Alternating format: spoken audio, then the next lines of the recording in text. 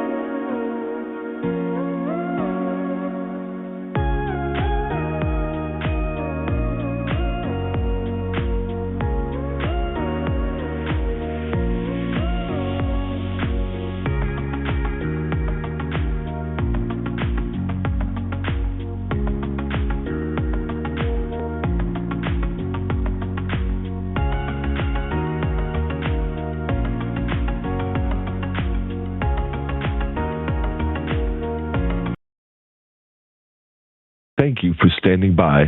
My name is Jordan, and I'll be your conference operator today. At this time, I'd like to welcome everyone to the Cincinnati Financial fourth quarter and full year earnings conference call. All lines have been placed on mute to prevent any background noise.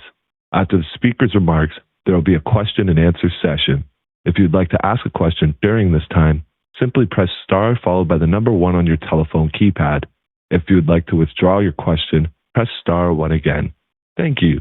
I'd now like to turn the call over to Dennis McDaniel, Investor Relations Officer. Please go ahead. Hello, this is Dennis McDaniel at Cincinnati Financial. Thank you for joining us for our fourth quarter and full year 2025 earnings conference call. Late yesterday, we issued a news release on our results, along with our supplemental financial package, including our year-end investment portfolio. To find copies of any of these documents, please visit our investor website, investors.cinfin.com. The shortest route to the information is the quarterly results section near the middle of the investor overview page. On this call, you'll first hear from President and Chief Executive Officer Steve Spray, and then from Executive Vice President and Chief Financial Officer Mike Sewell. After their prepared remarks, investors participating on the call may ask questions. At that time, some responses may be made by others in the room with us, including Executive Chairman Steve Johnston, Chief Investment Officer Steve Soloria, and Cincinnati Insurance's Chief Claims Officer Mark Shambo, and Senior Vice President of Corporate Finance Andy Schnell. Please note that some of the matters to be discussed today are forward-looking. These forward-looking statements involve certain risks and uncertainties. With respect to these risks and uncertainties, we direct your attention to our news release and to our various filings with the SEC. Also, a reconciliation of non-GAAP measures was provided with the news release. Statutory accounting data is prepared in accordance with statutory accounting rules and therefore is not reconciled to GAAP. Now I'll turn over the call to Steve. Good morning, and thank you for joining us today to hear more about our results. We had another excellent quarter of operating performance that again demonstrated the resilience of our proven operating model and the long-term strategy that drives our insurance business. Investment results were also part of that excellent performance, including investment income growth and another quarter with net investment gains. Operating performance was very strong for the fourth quarter and boosted full-year results enough to outperform last year in several key areas, despite starting 2025 with the largest catastrophe loss in our company's history. Net income of $2.4 billion for full year 2025 was 4% higher than 2024. Fourth quarter net income of $676 million rose 67% and included recognition of $145 million on an after-tax basis for the increase in fair value of equity securities still held. Non-GAAP operating income for the quarter increased 7% to $531 million. For full year 2025, it was up 5% from a year ago. Our fourth quarter 2025 property casualty combined ratio was an outstanding 85.2%. It lowered the full year combined ratio to 94.9%, near the midpoint of our long-term average target range. The full year ratio was 1.5 percentage points higher than last year, driven by an increase of 1.6 points in the catastrophe loss ratio. On a current accident year basis measured at 12 months before catastrophe losses, the combined ratio improved by 0.4 percentage points. The loss and loss expense portion would have improved slightly if not for the unfavorable effect of 0.3 points from reinsurance reinstatement premiums. Consolidated property casualty net written premiums continued to grow, but at a slower pace, 5% for the quarter. That reflects our pricing discipline in the insurance marketplace as our underwriters carefully consider risks on a policy-by-policy basis and use pricing precision tools to segment those risks as part of their underwriting decisions. Estimated average renewal price increases for most lines of business during the fourth quarter were lower than the third quarter of 2025, but still at a level we believe was healthy. Our standard and excess and surplus commercial lines business averaged increases in the mid-single-digit percentage range. Our personal line segment included homeowner in the low double-digit range and personal auto in the high single-digit range. We believe our relationships with independent agencies are as strong as ever and that they will continue to trust us with their high-quality new business. The fourth quarter 2025 decrease in new business written premiums was driven by our personal line segment that had unusually large amounts the past 2 years. However, the $92 million for the quarter was still 62% more than the average of the 3 years prior to 2023. Policy retention rates in 2025 were similar to 2024. Our commercial line segment was down slightly but still in the upper 80% range. Our personal line segment was also down slightly but still in the low to mid 90% range. Performance by insurance segment is the next area I'll highlight, focusing on full year 2025 results compared with 2024. But first, I'll note that all operating units had an excellent fourth quarter profitability, each with combined ratios below 90%. Commercial lines' 91.1% combined ratio for the year improved by 2.1 percentage points, including a decrease of 1.9 points in the catastrophe loss ratio. Its net written premiums grew 7%. Personal lines' 103.6% combined ratio for 2025 increased by 6.1 percentage points, including an increase of 7.1 points in the catastrophe loss ratio. Its net written premiums grew 14%.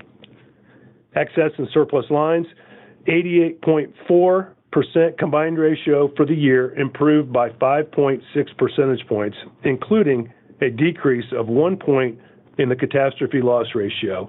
Its net written premiums grew 11%. Both Cincinnati Re and Cincinnati Global produced strong results and again demonstrated the benefits of diversifying risk to improve income stability. Cincinnati Re's combined ratio for the year was 95.9%. Its 1% decrease in net written premiums reflects changing reinsurance market conditions. Cincinnati Global's combined ratio for 2025 was 79.2%, with premium growth of 10%, benefiting from product expansion. Our life insurance subsidiary increased annual net income by 16% and grew term life insurance earned premiums by 3%. Moving on to our reinsurance ceded programs. On January 1st of this year, we again renewed each of our primary property casualty treaties that transfer part of our risk to reinsurers. For our per-risk treaties, terms and conditions for 2026 are fairly similar to 2025, other than an average premium rate decrease of approximately 7%. The primary objective of our property catastrophe treaty is to protect our balance sheet. The treaty's main change this year is increasing the top of the program to $2 billion, compared with $1.8 billion effective July 1st, 2025. Should we experience a 2026 catastrophe event totaling $2 billion in losses, we'll retain $523 million, compared with $803 million for an event of that magnitude during the second half of last year. We expect 2026 ceded premiums for these treaties in total to be approximately $204 million, with the increase from the actual $192 million in 2025 driven by additional coverage and subject premium growth. As usual, I'll conclude my prepared remarks with the value creation ratio. Our 18.8% full year 2025 VCR exceeded our 5-year annual average target range of 10 to 13%. On a full year basis, net income before investment gains or losses contributed 9.1%. Higher overall valuation of our investment portfolio and other items contributed 9.7%. Now, Chief Financial Officer Mike Sewell will highlight investment results and other important points about our financial performance. Thank you, Steve. Thanks to all of you for joining us today. Investment income was a significant contributor to higher net income and improved operating results, rising 9% for the fourth quarter and 14% for the full year 2025, compared with the same periods of last year. Bond interest income grew 10% for the fourth quarter, and net purchases of fixed maturity securities totaled $1.6 billion for the full year 2025. The fourth quarter pre-tax average yield of 4.92% for the fixed maturity portfolio was similar to last year. The average pre-tax yield for the total of purchased taxable and tax-exempt bonds during 2025 was 5.6%. Dividend income for the quarter matched last year, even without the repeat of a $6 million special dividend from December 2024. Net purchases of equity securities totaled $74 million for the year. Valuation changes in aggregate for the fourth quarter and the year were favorable for both the equity portfolio and our bond portfolio. Before tax effects, the fourth quarter net gain was $181 million for the equity portfolio and $24 million for the bond portfolio.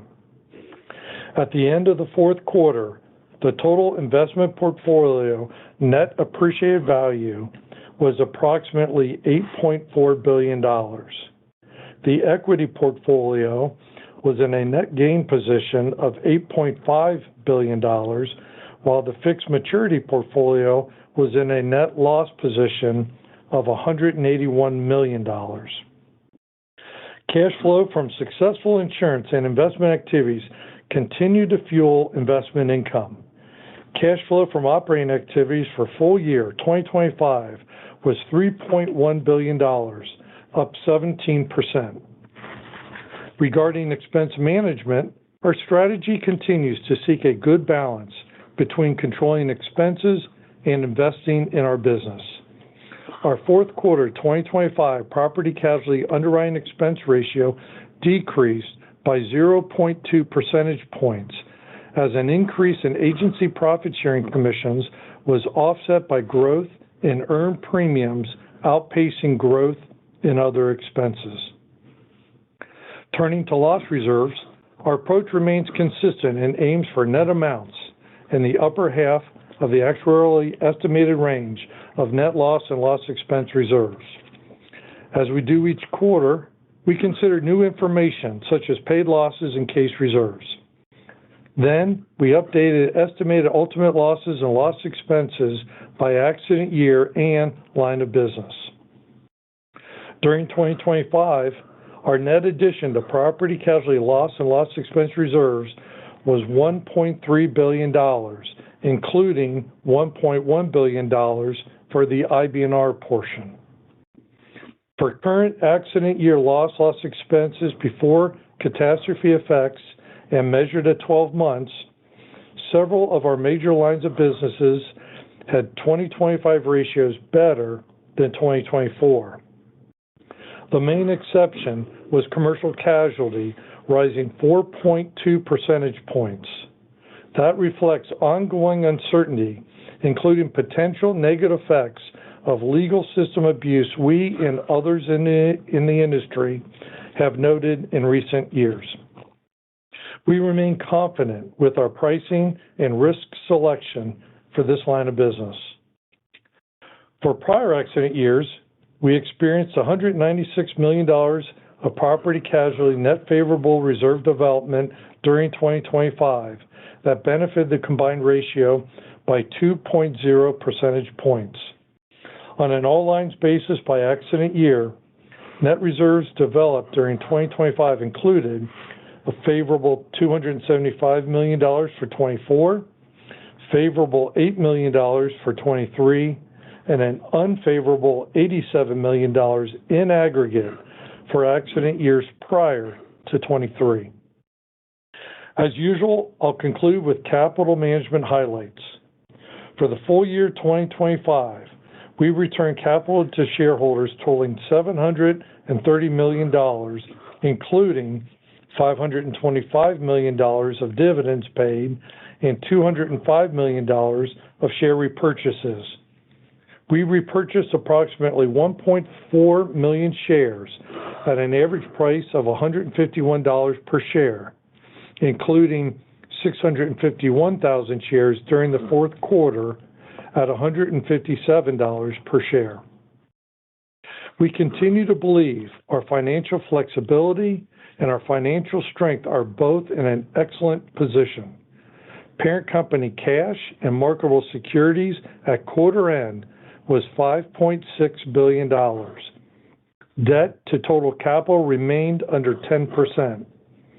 Our quarter end book value was a record high $102.35 per share, with $15.9 billion of GAAP consolidated shareholders' equity, providing plenty of capacity for profitable growth of our insurance operations. Now, I'll turn the call back over to Steve. Thanks, Mike. Before we get to Q&A, I want to share our efforts related to intelligent automation. As most of you have heard us say before, our vision is to be the best company serving independent agents. Strategies we undertake must ladder up to improving the experience for the independent agents we serve and their clients. We are embracing intelligent automation to improve processes across our technology ecosystem. Generative AI is certainly a part of it, but it's only one aspect. Our work began with improvements to our data architecture, giving us a rich understanding of our risks and how we could shape our entire insurance portfolio for the future. We use workflow tools in each insurance segment that organize data and automate certain activities in writing new business or in other transactions. That experience formed a deep pool of talented associates with the knowledge, skills, and desire to continue our journey into generative AI. Most importantly, these associates are also insurance experts. We've created an AI Center of Excellence, which is harnessing cloud provider large language models to create internal solutions that can then be easily replicated throughout our company for fast scalability. We have a number of projects completed and even more on the roadmap. Let me share an example. Using generative AI, we created a proprietary chatbot that our commercial lines underwriters use to obtain reference information and find answers that assist with underwriting decisions. We are concentrating on using Gen AI to gain efficiency that leads to meaningful productivity gains for our associates. We're optimizing their efforts, allowing them to add more value to our business, deepening relationships, sharing expertise, and focusing their energy on the most complex underwriting and claims decisions. As we continue to weave Gen AI into our business, we expect to see additional impacts to our profitability and growth. As a reminder, with Mike and me today are Steve Johnston, Steve Soloria, Mark Shambo, and Andy Schnell. Jordan, please open the call for questions. As a reminder, if you'd like to ask a question, press star followed by the number 1 on your telephone keypad. Your first question comes from Michael Phillips from Oppenheimer. Your line is live. Thank you. Good morning, everybody. I guess I did want to start with the commercial casualty line. And Mike, I heard your comments on the uncertainty and the legal system abuse. That's, I think it's been pretty common for everybody for a while. I guess pricing seems to be getting softer for commercial casualty for the industry, maybe not necessarily for you, but at least for your peers.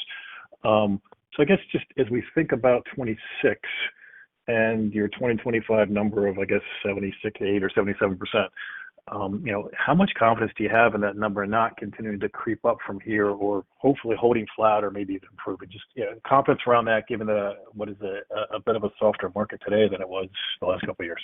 Thanks. Yeah, Mike, Steve Spray. Let me, I can start, and then if Mike wants to add some additional thoughts, he can as well. Just to the softness in the pricing, I think we did see, I'll speak to maybe overall commercial pricing there in the fourth quarter. We did see it start to get more competitive pretty quickly in the fourth quarter on a package basis, all lines.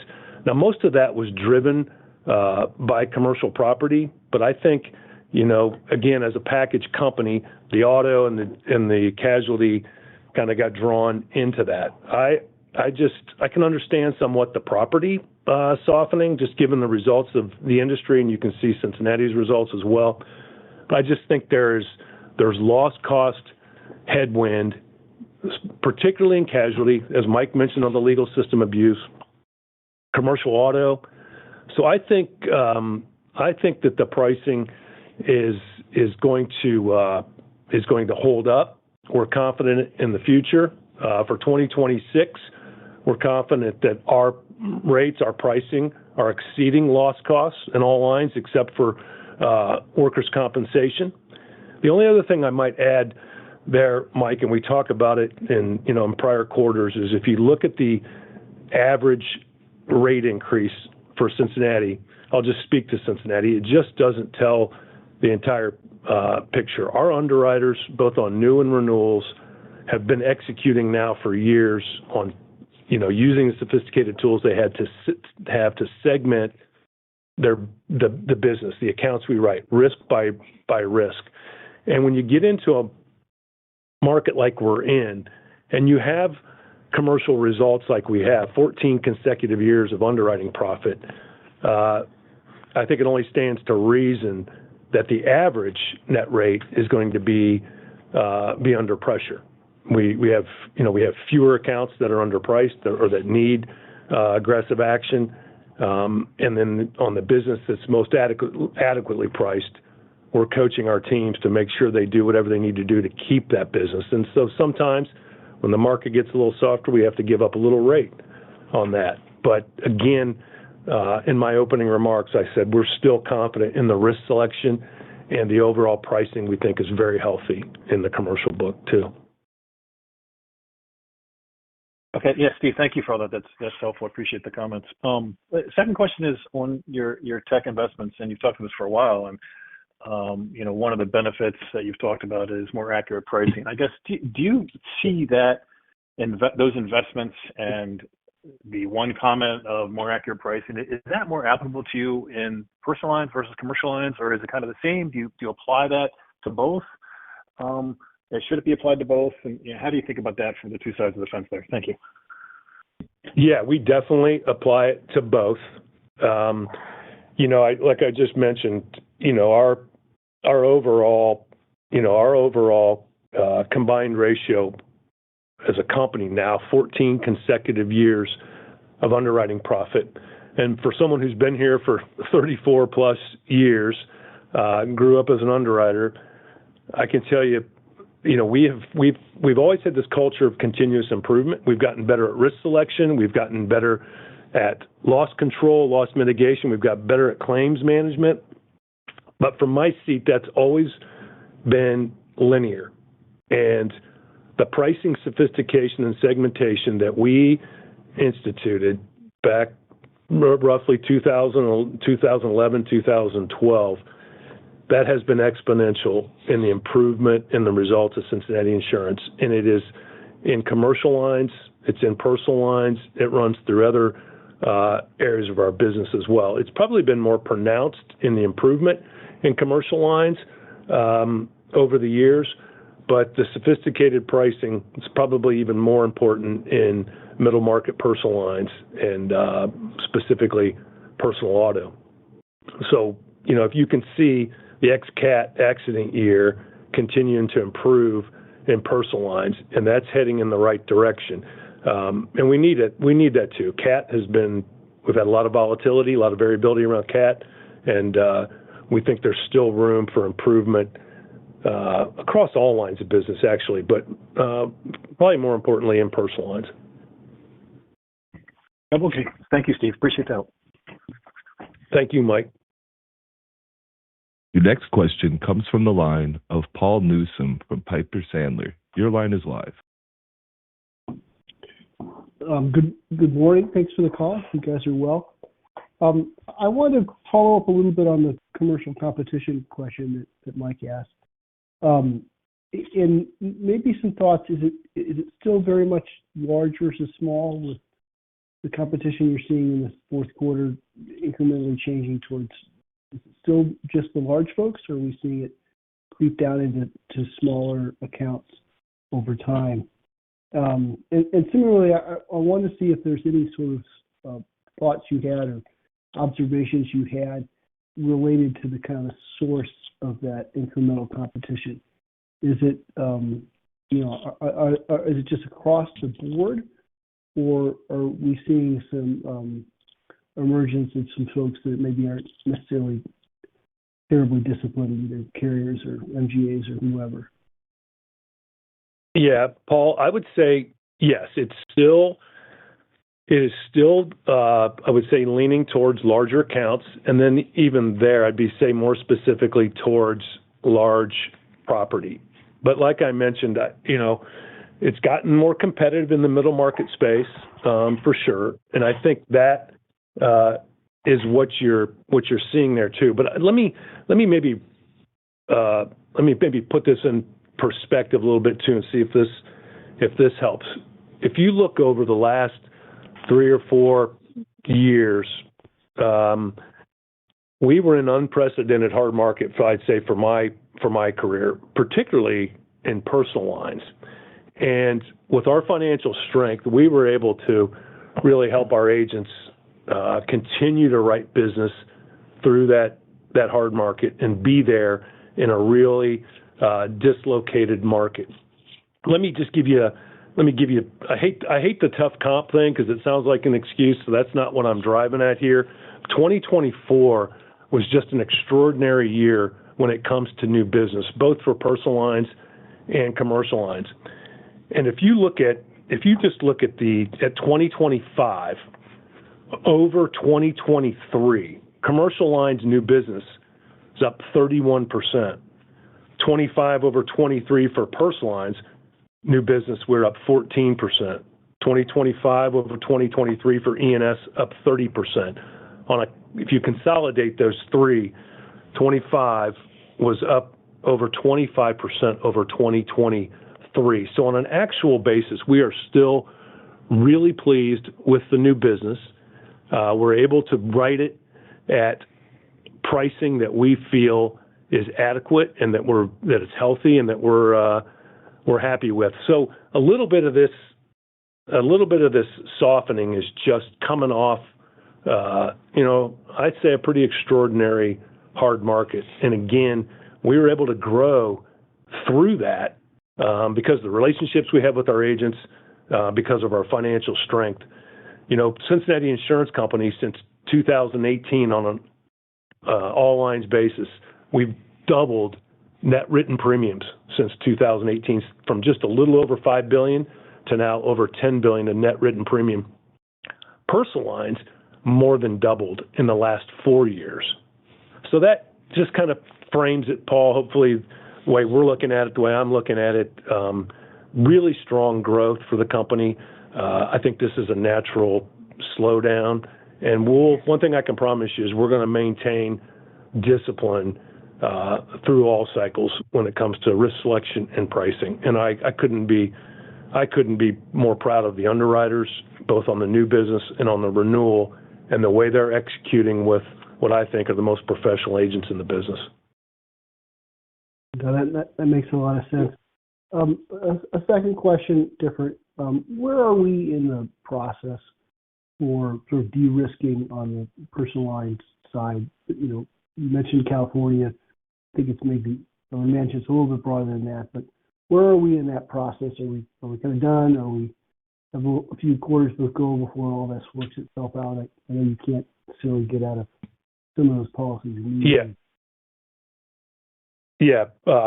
Paul, we are well into the process.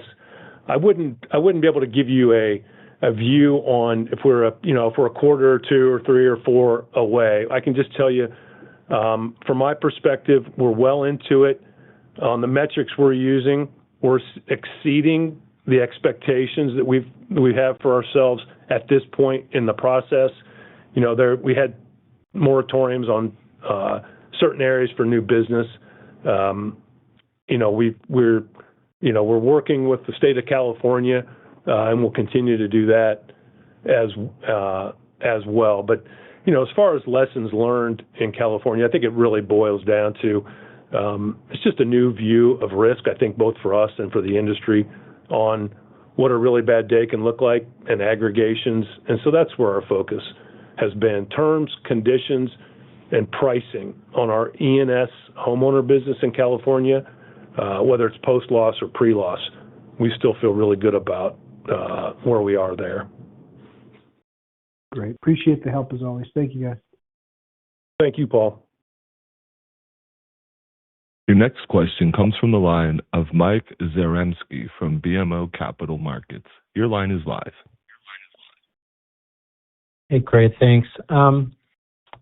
In terms of the new reinsurance program that you detailed, should we embed a lower top-line impact in the income statement, maybe specifically on personal lines? This is Mike, and thanks for the question, Mike. The CAT program is really applicable to both commercial and personal. So in 2025, you saw a huge benefit that the CAT program had on our personal line side. So, I won't say maybe it matters on which one gets hit first, depending on what, the CAT is, but we still have a one reinstatement, generally speaking, on the overall CAT program. So that would cover us for a second loss. But as Steve mentioned, if we do have a $2 billion loss this year compared to last year, that'd be 26 compared to 25. We would have a lower amount that we would be out in the current year with the improved coverage up to $2 billion. Steve Spray, the only thing I might add is that, as I said in my prepared remarks too, is that the overall rate on that property CAT program was down 7%, even with the additional coverage. Okay, that's a good clarification then. Okay, so we shouldn't be, I shouldn't be kind of impacting the premium, the cost for that in the model. Okay, that's good to hear about the upside protection. Maybe switching gears to, workers' comp. The answer might just be, you guys are booking really conservatively on an accident year basis, but if I just look at what you're booking at, it continues to increase year over year. Obviously, a lot of reserve releases, but and is anything changing on comp that we should be aware of? I would say, let me start, and Steve, if you want to say add on, but as it relates to release of reserves, it has been consistent, and not that I'm surprised, but each year we have been having favorable development. We have had the many years of favorable development. We did have $20 million of favorable development in the fourth quarter, with $65 million for the year. For the quarter, I would say the $20 million, it was spread really throughout, if you look back the last 10 plus years, the most favorable was 2024, 2023 accident years. That was $4 million and $3 million between those two. If you look at it on a year-to-date basis, the $65 million of favorable development primarily came from accident year 23, 22, and 2020. The other accident years were, even the most recent accident year on the year-to-date basis for 2024, that was a favorable $2 million of favorable development. So, we continue to reserve the way we do conservatively, and, we'll just, I'll watch what our actuaries do. Mike, I might just add on the kind of on the day-to-day business underwriting and pricing of comp. That's another area we've made, great strides over the last 15 years is our expertise and then our appetite for comp. We just, right or wrong, we just have felt that the rate environment wasn't where we wanted it to be. So we've been cautious, we've been careful, conservative in comp. It is. You can see it. I think it's now roughly a little over $240 million of premium. So it has less impact on the overall commercial lines book. But we stand ready to help our agents write work comp where we feel like we can get a risk-adjusted return. And I think the future will bode well for us on comp. One of the other things is some of our biggest states. Well, our biggest state, Ohio, is obviously a monopolistic state, and we don't write workers' compensation here, and we're not active for work comp in California, and some of our other larger states, Texas, they're a little more minimal as well. So that's just kind of a view from the business side. Helpful.